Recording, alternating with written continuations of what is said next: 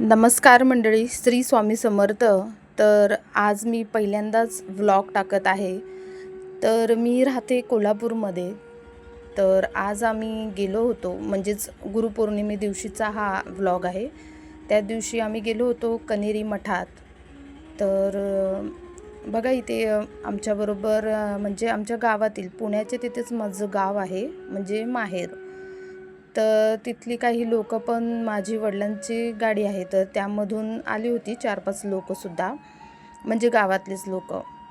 तर ते सगळे आम्ही सगळे मिळून गेलो होतो मग कनेरी मठामध्ये.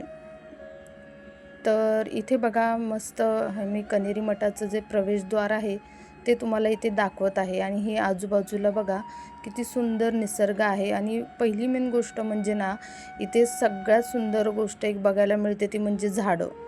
जी आजकाल झाडं बघा शहरामध्ये कुठेही तुम्हाला झाडं जास्त दिसणार नाहीत, पण इथे हे सौंदर्य म्हणजे खुलून येते ते झाडांमुळेच. एवढी झाडं, त्यामुळे स्वच्छ अशी हवा जी आहे ती इथे भेटते. त्यानंतर बघा हा सिद्धगिरी बाजार, म्हणजे आतमध्ये आल्यानंतर असं काही दृश्य आहे. इथे म्हणजे सिद्धगिरी बाजारमध्ये तुम्हाला सगळ्या सेंद्रिय वस्तू भेटतील. गूळ तर इतका छान आहे, तिथला गूळ अप्रतिमच असतो.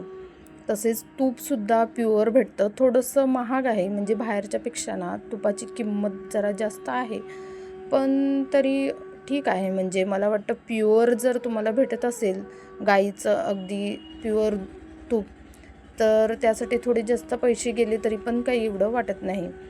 त्यानंतर मग इथे आलो होतो आम्ही. इथे मुलांचं ना खेळण्याचं होतं बघा. इथे तर मुलांना खेळायचं होतं.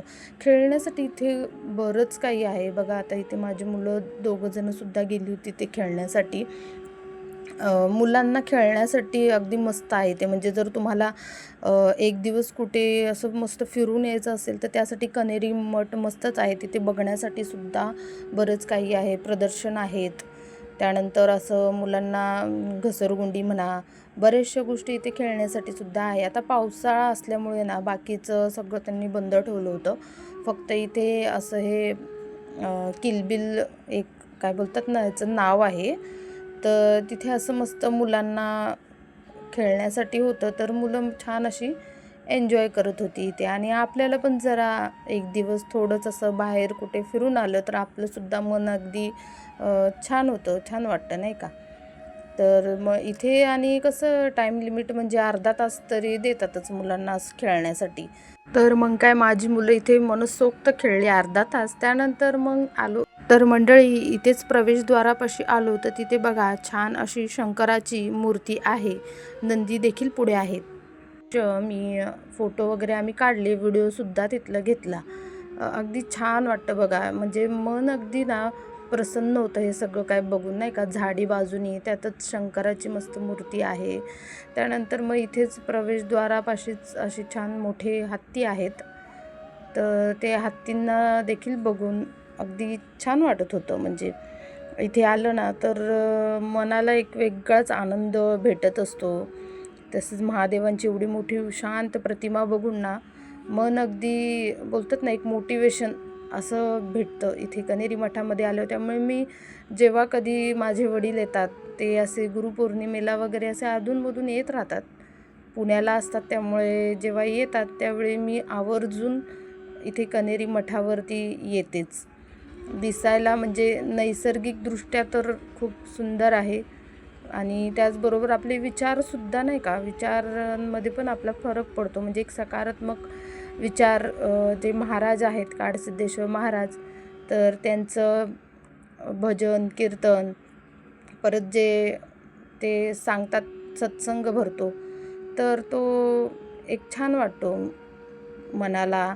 आणि आपले विचारसुद्धा चांगले होतात. कधी कधी आपले बघा घरामध्ये खूप बायकांना असतंच मग टेन्शन किंवा एखाद्या गोष्टींविषयी घरामध्ये थोडेफार वादविवाद अशा गोष्टीसुद्धा होत राहतात. प्रत्येकाच्या घरामध्ये काही ना काहीतरी असतात. तर ते इथे आलं तर थोडं मनालासुद्धा शांतता भेटते. मनसुद्धा आपलं निर्मळ होऊन जातं एक प्रकारे. तर बघा इथे मी असेच त्या नंदी महाराजांभोवती फोटो वगैरे काढत होती, व्हिडिओ काढत होती. तर तेच थोडंफार इथे तुम्हाला दाखवत आहे. त्यानंतर मग मुलं पण बोलायला लागली की मम्मी आमच्याबरोबर सुद्धा फोटो व्हिडिओ काढ. तर बघा इथे मग त्यांच्याबरोबर पण थोडेफार फोटो वगैरे काढून घेतले. त्यामुळे मुलं पण जरा खुश होती. त्यांनासुद्धा आज काहीतरी जरा चेंज मिळाला. एक मुलं देखील माझी खुश होती. त्यानंतर इथे बघा हे माझे वडील आहेत, तर ते सुद्धा व्हिडिओ फोटो काढत होते.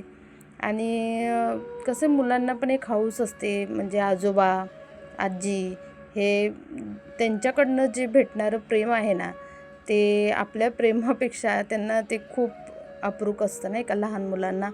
त्यामुळे ते खूप खुश असतात जेव्हा त्यांचे असे बाबा म्हणजे माझे वडील येणार म्हटले, तर ते आधीच खूप खुश असतात. एकतर खाऊ भेटतो, त्यानंतर असं कुठेतरी मस्त फिरायला वगैरे त्यांना त्यांच्या मनाप्रमाणे एक भेटतं. त्यामुळे ते खूप खुश असतात. तर इथे बघा मी तुम्हाला आजूबाजूचा देखील हा परिसर दाखवत आहे, प्रवेशद्वाराच्या तिथला. त्यानंतर मठावरच आम्ही हे आहे सिद्धगिरी म्युझियम, जे अत्यंत मस्त असं ठिकाण मठावर हेच आहे मी म्हणेल. कारण तिथे ना वेगवेगळ्या भारतीयाचे आपली जी संस्कृती परंपरा आहे, तसेच वेगवेगळ्या धर्माचे सगळ्या प्रदेशांविषयी ना छोटे छोटे गावं वगैरे आहेत, त्याविषयी माहितीसुद्धा ह्या म्युझियममध्ये तुम्हाला भेटणार आहे. त्यामुळे तुमच्या मुलांना घेऊन तुम्ही इथे नक्कीच येऊ शकता.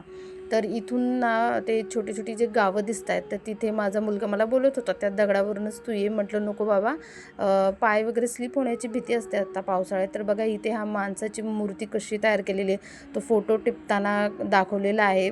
त्यानंतर बघा इथे आता गर्दी तर आहेच, आसपासची लोक दुरून दुरून सुद्धा बरीच जण इथे येत असतात कनेरी मठावर भेट देण्यासाठी. कर्नाटक, इतर आजूबाजूचे जे लांब लांबवरून लोक येत असतात इथे, कारण इथे मुलांसाठी सुद्धा खूप बघण्यासाठी छान आहे. बघा इथे सिद्धगिरी म्युझियम मी तुम्हाला दाखवलेलं आहे.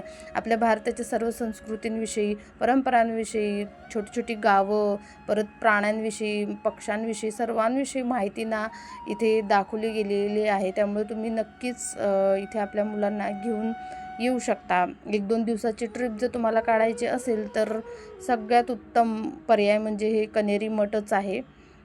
त्यामुळे मुलांनासुद्धा त्यांचेसुद्धा बौद्धिक जे बोलतात ना वाढ देखील होईल. त्यानंतर बघा इथे छोटी छोटी गावं दाखवलेली आहेत.